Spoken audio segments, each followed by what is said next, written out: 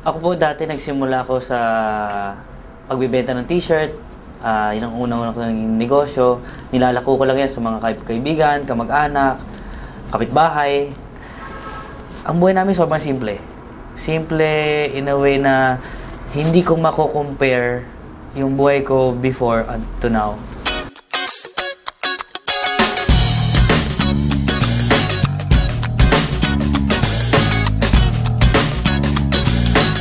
Hindi ko in-imagine na dadating sa punto na ganito kalaki pala yung pinag-uusapan namin dati. Nagsimula lang sa isang table na lilima lang kami, I think 6 lang kami, na yayaman kami.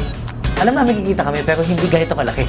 Dito na nakukuha ko yung mga pangarap ko, dahan-dahan, yung mga sasakyan na dating laruan lang, dati litrato lang, dati pinupuntahan ko lang sa mga bahay-bahay ng mga kaibigan ko, tinitingnan ko.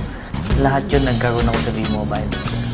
Pati yung dream na condo ko before na sa Fort, umadaan kami doon, sabi sa sarili ko, one day magkakaroon ako ng unit dyan.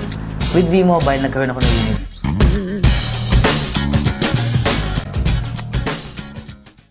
Siguro without V-Mobile, walang sasakyan, walang savings, walang masarap na buhay.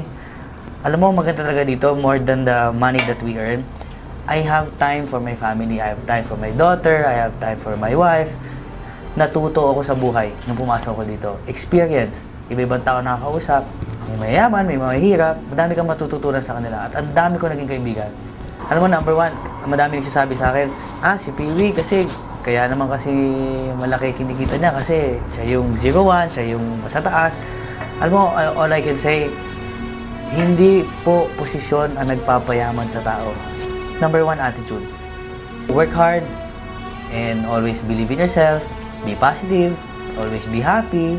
Pinakamagandang i-invite mo talaga dito sa business natin, family muna. Kasi ngayon, my brother, my sister, my mother, lahat po ng pamilya ko nandito na. Tita ko, pinsa ko, lahat.